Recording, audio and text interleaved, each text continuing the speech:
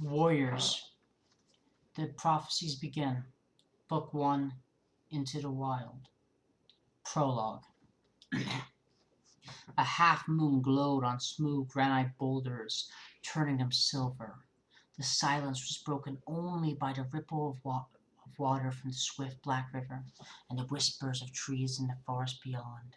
There was a stirring in the shadows, and from all around the lifted dark shapes crept stealthily over the rocks.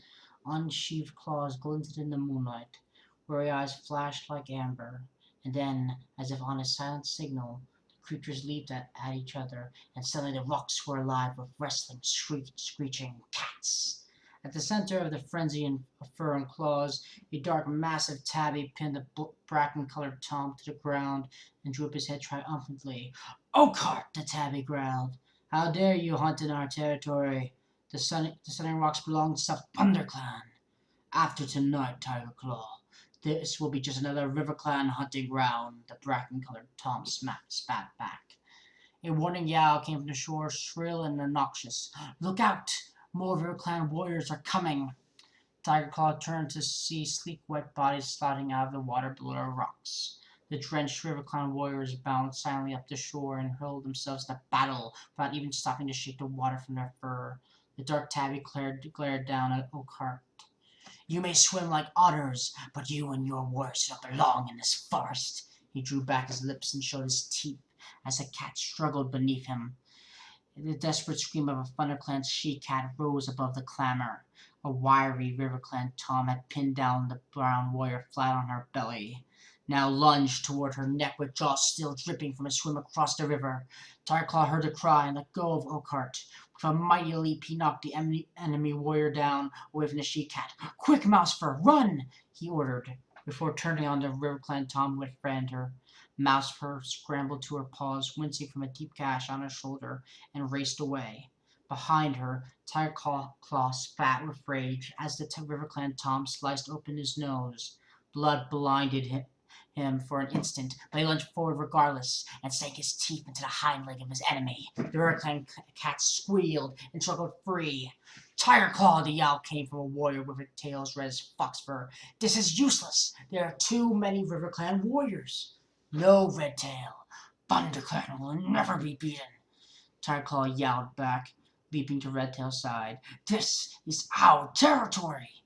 Blood was welling around his broad black muzzle, and he shook his head impatiently, scattering scarlet drops onto the rocks.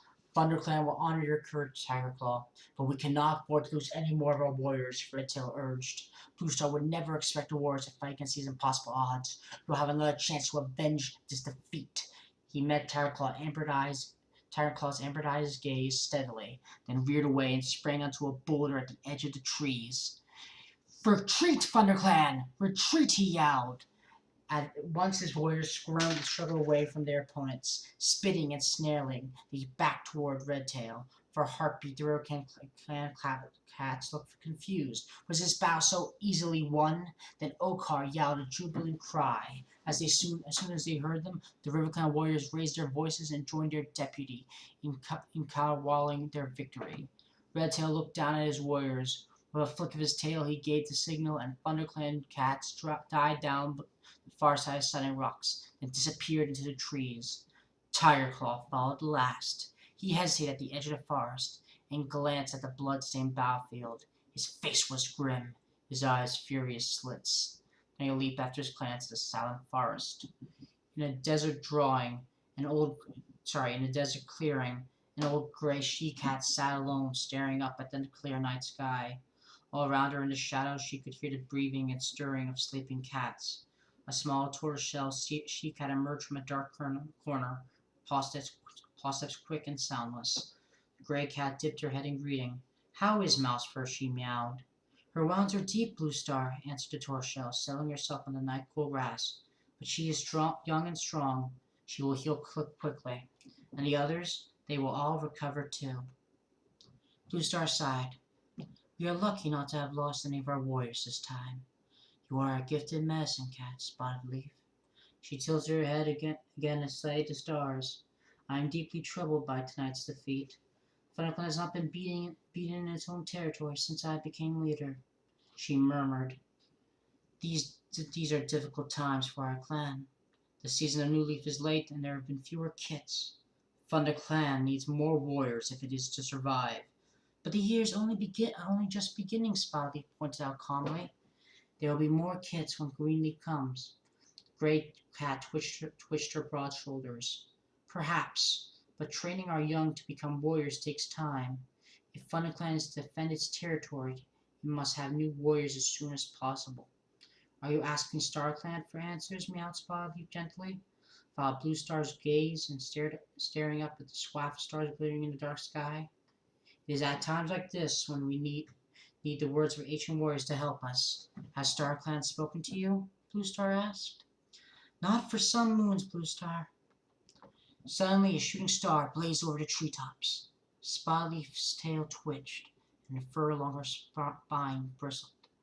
Blue Star's ears pricked, but she remained silent as Spotleaf continued to gaze upward. After a few moments, Spotleaf lowered her head and turned to Blue Star. It was a message from StarClan, she murmured. A distant look came into her eyes. Fire alone can save our clan. Fire? Blue Star echoed. But fire is feared by all the clans. How can it save us? Spotleaf shook her head. I do not know, she admitted. But this is the message StarClan has chosen to share with me. The Thunder Clan leader fixed her clear blue eyes on the medicine cat. You have never been wrong before, Spotleaf, she meowed. If StarClan has spoken, then it must be so. Fire will save our clan. End of prologue.